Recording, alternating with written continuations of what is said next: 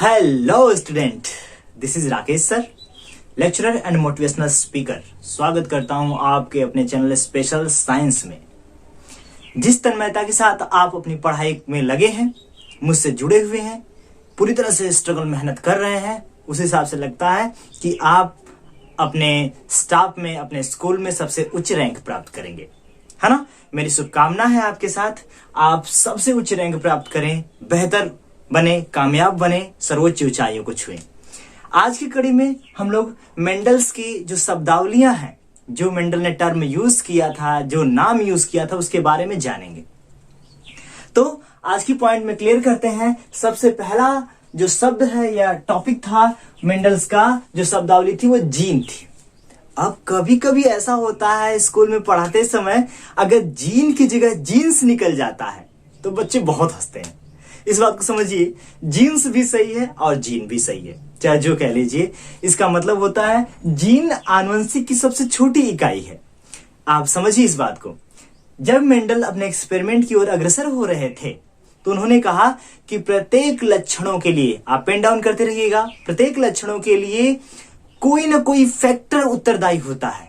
उस समय उसने कहा फैक्टर, क्योंकि उस समय क्रोमोसोम की खोज, गुणसूत्र की खोज नहीं हुई थी। तो उस समय मेंडल ने कहा कि कोई ना कोई फैक्टर काम करते हैं किसी भी लक्षण को प्रदर्शित करने के लिए, और उस फैक्टर को मेंडल ने क्या नाम दिया? जीन नाम दिया। आई होप कि आप समझ रहे होंगे कि मेंडल ने कहा कि प्रत्येक लक्षण के पीछे कुछ ना कुछ फैक्टर काम करते हैं, वर्क प्ले करते हैं, और उस फैक्टर को क्या कहा उसने? जीन कहा।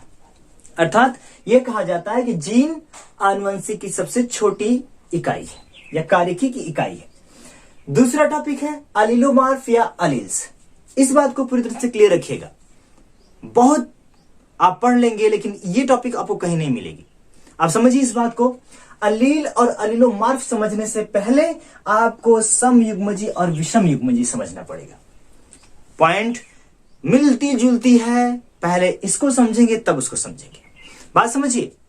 समयुग्मजी, विषम युग्मजी। सम का मतलब होता है समान, एकदम एक समान, हूबहू। विषम का मतलब होता है अलग अलग।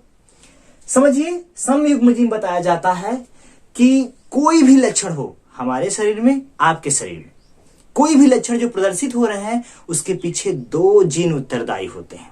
कितने जीन बाबू? दो जीन उत्तरदायी होते हैं, और वो दोनों जीन अगर समान हैं, समझिए इस बात को, कैपिटल टी, एक बड़ा और दूसरा भी बड़ा, अगर दोनों जीन समान हैं, या स्मॉल टी दोनों जीन समान हैं, तो समयुग्मजी। यदि दोनों जो कार्य करने वाले जीन विपरीत हैं तो विषम युग्मजी। एक कैपिटल टी, दूसरा स्मॉल टी, अर्थात जो हाइब्रिड वाला कंडीशन आपको बताया गया था। आई होप कि आप समझ रहे होंगे कि जो आपको हाइब्रिड का कंडीशन बताया गया था, अर्थात किसी बॉडी में, या कह सकते हैं कि किसी जीव में जो दो जीन कार्य कर रहे हैं, उसके गुणों के लिए अगर वो दोनों जीन समान हैं तो समयुग्मजी, और यदि दोनों जीन विपरीत हैं, दोनों लक्षण विपरीत हैं, तो उसे विषम युग्मजी कहते हैं। आई होप कि आप क्लियर होंगे। अब आप समझते हैं अलील या अलीलोमार्फ को। क्लियर रहिएगा। अलीलोमार्फ या अलील शब्द जो दिया वो बेटसन ने, स्किप ना हो जाए जुबानी तो बेटासन आ जाएगा, है ना, ध्यान रखिएगा। बेटसन नामक साइंटिस्ट ने 1906 में इनकी इस शब्द को दिया। इसका मतलब क्या होता है कि एक लक्षण, मैंने कहा कि एक लक्षण के लिए कितने जीन जिम्मेदार होते हैं? दो जीन बाबू। कितने जीन? दो जीन। कंसंट्रेट होके सुनिए। एक लक्षण के लिए जो दो जीन जिम्मेदार होते हैं, वही लिखा गया है कि एक लक्षण के लिए तुलनात्मक रूपों के जीन को, अगर वो दोनों जीन एक दूसरे के विपरीत हैं, तुलनात्मक हैं, अलग हैं, तो उस जीन को कहते हैं अलीलोमार्फ या अलील। वंस अगेन समझिए कि एक लक्षण के लिए उत्तरदायी तुलनात्मक रूपों के जीन को, क्या कहते हैं? अलीलोमार्फ या अलील्स कहते हैं। क्लियर? समयुग्मजी, विषम युग्मजी आपने समझा था। एक टॉपिक आया जीन रूप एवं दृश्य रूप। समझिए इस बात को। मैं पहले जीन रूप समझाता हूं। जो चीजें समझ में आने लायक है सबसे पहले उसको समझिए, उसके बाद दूसरे वाले को समझिए।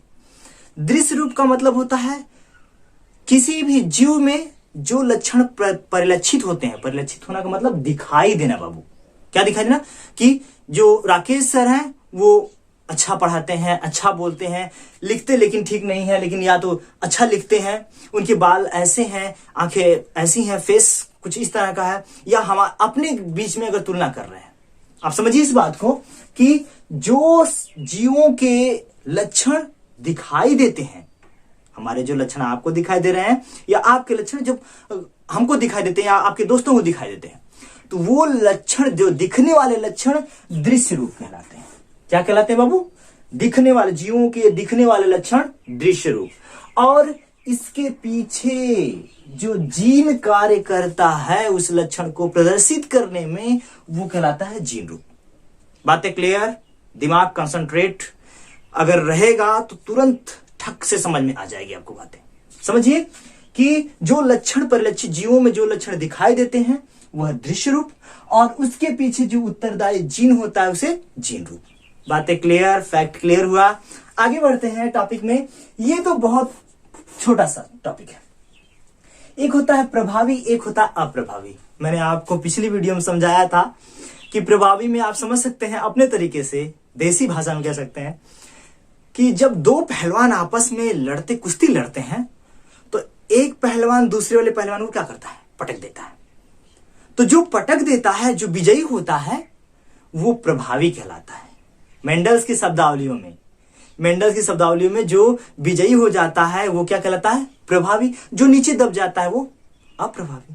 समझिए कि जब दो तुलनात्मक अलग अलग लक्षणों वाले पौधों या जंतुओं के बीच निषेचन कराया जाता है, फर्टिलाइजेशन कराया जाता है, जब दो पहलवान आपस में लड़ते हैं तो एक के जो लक्षण होते हैं दूसरे वाले लक्षण को दबा देते हैं। जब दो तुलनात्मक लक्षणों के जीन या पौधों में निषेचन कराया जाता है तो एक दूसरे वाले लक्षण को दबा देता है और खुद उभर कर दिखाई देने लगता है। उभरे हुए लक्षण को प्रभावी और दबे हुए को अप्रभावी। आई होप क्लियर होंगे। इसे हम इंग्लिश में कहते हैं डोमिनेंट और इसे कहते हैं रिसेसिव। आई होप क्लियर होगा। संकर, जब मैं संकर पढ़ाता हूं तो बच्चे बहुत मुस्कुराते हैं पीछे से धीरे धीरे। आप समझिए इस बात को। क्यों? वो सोचते हैं कि संकर शब्द कहां से आ गया। हम कहे भैया वो हिमालय वाले शंकर साहब नहीं है ना, यहाँ मेंडल्स की शब्दावली है। आप समझिए इस बात को।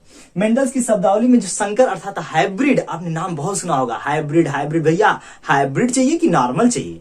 हाइब्रिड। जब दो तुलनात्मक लक्षणों वाले पौधों के बीच निषेचन कराया जाता है तो जो उत्पन्न संतान होती है या जो प्राप्त पीढ़ी होती है वह संकर पीढ़ी कहलाती है। आई होप कि आप क्लियर होंगे कि जब दो तुलनात्मक लक्षणों वाले पौधों के बीच संकरण कराया जाता है तो उससे प्राप्त संतान, क्या बाबू? प्राप्त संतान या पीढ़ी क्या कहलाती है? संकर कहलाती है, हाइब्रिड कहलाती है। एक संकर संकरण और द्विसंकर संकरण। जब किसी पौधों के एक लक्षण को ध्यान में रखकर, किसी भी जीव, पौधों को छोड़ दीजिए, किसी भी जीव के केवल एक लक्षण को ध्यान में रखकर फर्टिलाइजेशन या क्रॉस कराया जाता है तो उसे एक संकर संकरण कहते हैं, अर्थात मोनो हाइब्रिड। और यदि दो लक्षण को ध्यान में रख के कराया गया तब द्विसंकर संकरण। क्लियर? एक लक्षण होगा तो एक संकर संकरण और दो लक्षण होगा तो द्विसंकर संकरण। क्लियर हुआ? अब आते हैं आपकी टॉपिक लास्ट है पी पीढ़ी, F1 पीढ़ी और F2 पीढ़ी। समझिए, पी पीढ़ी को कहते हैं पेरेंटल पीढ़ी, अर्थात माता पिता की पीढ़ी, जहां से कह सकते हैं एक्सपेरिमेंट स्टार्ट होता है। उस पीढ़ी को हम पैतृक पीढ़ी या पेरेंटल पीढ़ी कहते हैं। उसको पी से सिंबल देते हैं। मेंडल ने दिया था, हम लोग नहीं दिए। हम तो उनकी बताए हुए रास्तों पे उनके थीसिस को पढ़ रहे हैं। जहां से संकरण स्टार्ट होता है उसे हम पैतृक पीढ़ी, पेरेंटल पीढ़ी कहते हैं। और जो उससे प्राप्त नई पीढ़ी होती है उसे F1 पीढ़ी कहते हैं। बाबू नोट करिएगा, पैतृक पीढ़ी से जब निषेचन कराया जाता है तो जो संतान नई पीढ़ी प्राप्त होती है वह F1 पीढ़ी कहलाती है। F1 को कहते हैं फर्स्ट फिलियल जनरेशन, प्रथम संतानीय पीढ़ी। और उसके बाद जब F2 से कराया जाता है सेकेंड वाले में, जब दूसरी बार F1 से कराया जाता है दूसरी बार, तो F2 पीढ़ी प्राप्त होती है, second filial generation. I hope कि आप क्लियर होंगे सारी चीजों को।